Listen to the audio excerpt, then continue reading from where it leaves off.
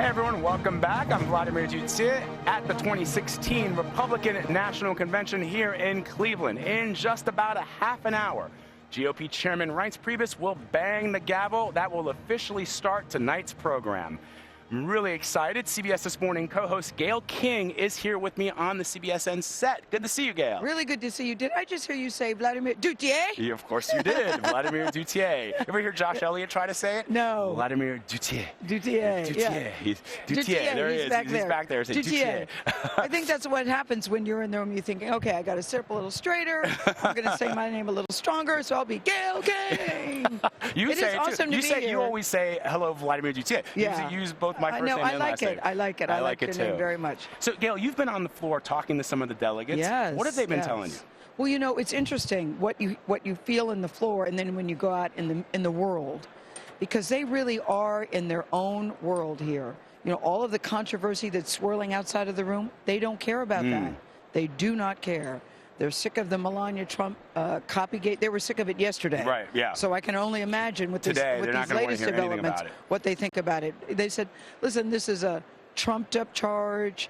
You all need to let it go. She did such a great job. And everybody takes things from speeches. What's the big deal? And now today we have the writer saying, well, yeah, what I did was, what had happened was. Right, what had happened was. So it has changed the narrative a little after, 2 days of deny. When I think the whole thing could have gone away if they would have just said up front, right, this is what happened, this is what we did, however you want to explain it. Yeah. But it's a deny that makes people want to continue to look. For sure. So here we are. And controversy aside, I mean, did you ever think that you would hear Michelle Obama's words at a Republican National Convention? No. Did you ever think you would hear Michelle Obama's name as much as you hear Melania Trump's name That's right. at a Republican convention? For sure. No, of course I didn't think that. Yeah, that's But really... it's quite a compliment to her, I think. The Absolutely. fact that, and then for the writer to say today that Melania Trump actually admires Michelle Obama. Said she was the one who told the staff writer that I admire her, and these are some of the things that I like.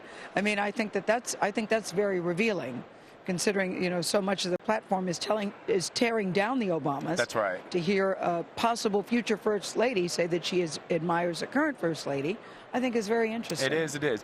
You also had a really interesting interview with Governor Christie. Yes. We know that he was on the short list to be Trump's VP pick.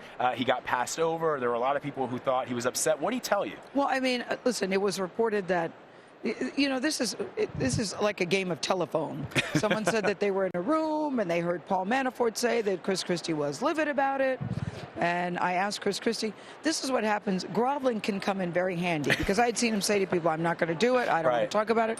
No, I'm here to watch. I sort of angled to say, listen, Governor, when you wear these packs in your back, it looks like you have a humpback. Every time I see that picture, I go, no, really, I don't have a hump in my back. It's a battery pack. I asked him, and he agreed to do, something very short. But he said, listen, Paul Manafort already said that wasn't true, that I wasn't livid. Well, how do you feel? Right.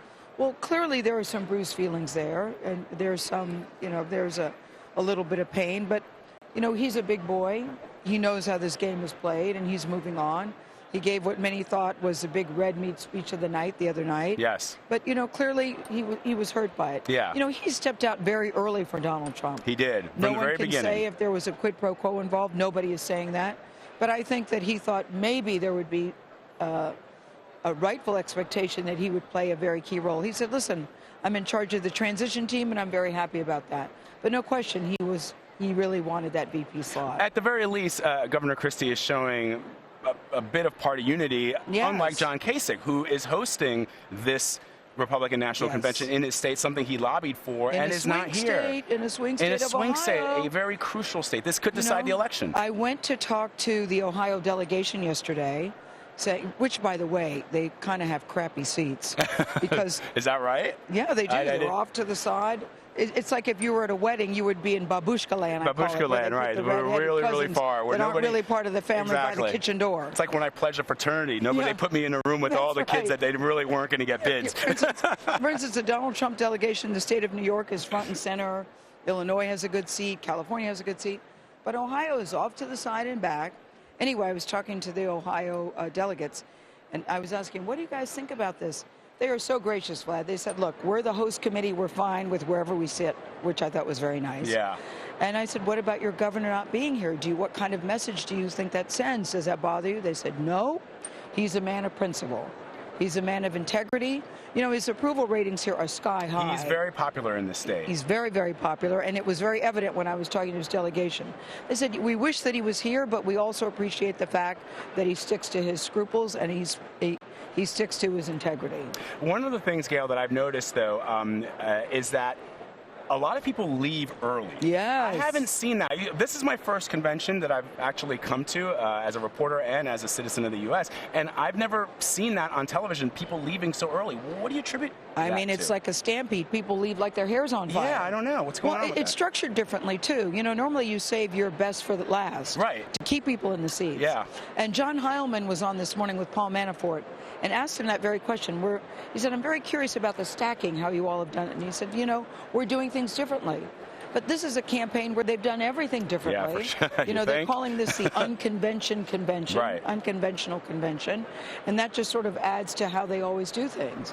But yeah, look at me. This is last night. I know, I was there. At one point, I was sitting in an empty section all by myself with somebody's goodie bag. They had left behind, and the goodie bag, by the way, was an elephant, a stuffed elephant with a water bottle. With a water bottle. Belonging to someone named Chapman that just decided. They just said, I can't even take my goodie bag. Yeah.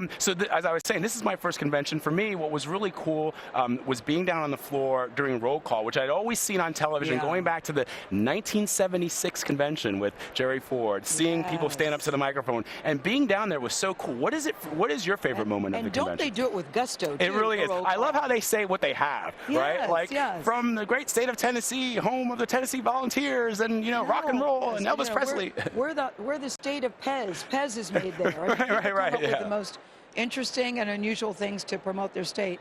But you know what I think is interesting? I think the whole thing is interesting, Vlad. Democracy in action. I say that we have a front row seat to the nomination of the next possible president of the United States, and we get to be in the room where it happens. Yeah. We get to be there. Yeah. And so I never take that lightly. I never take it for granted. I never feel, this is no big deal. No, me too. This is really important what is happening in this room. I walk in and I see the red, white, and blue, and I get a little choked up. For sure. I love this country. I love our flag.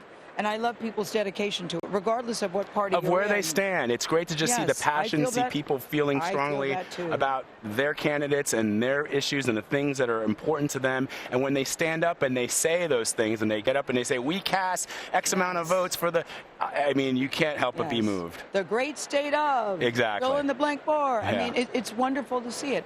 And the people here are very excited to be here. Yeah. So are we. So are we. Gayle King, thank you for stopping by. I'm going down on the floor. You are? This is what I do. I go down on the floor. I got on my floor shoes. Can anybody get a shot of my shoes? Let's see. Can we? Oh man, can we? Let's see Gayle's shoes. I have on my walking Look at these shoes. These shoes are awesome. I have some high heels too. I think we're gonna look at the camera panning down there. Look at those. Get a shot of my shoes and Vlad's socks. My socks. We're both. So I have on my walking shoes. So it'll take you, because you're going from here to here to here to here. You're hustling all over that floor, yeah. Looking for just the right person who you feel is a character, who has something important to say. And I saw, you know, I know we have to go, but I saw during when I was down there for the New York delegation, there was a large crowd waiting for Donald Trump Jr. and his siblings, but there was also a older African-American woman, all dressed in green, who was there, and she was clapping and cheering, and I wanted to talk to her because I'm sure she had an incredible story to tell. You will see some people like that here. You find everybody has a story to tell.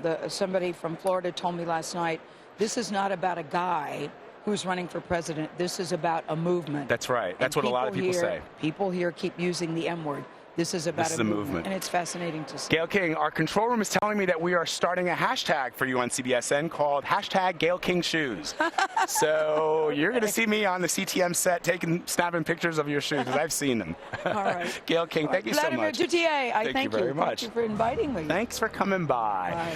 All right, coming up, we're going to have a whole lot more coverage from the Republican National Convention right here in Cleveland. Stay with us. This is CBSN.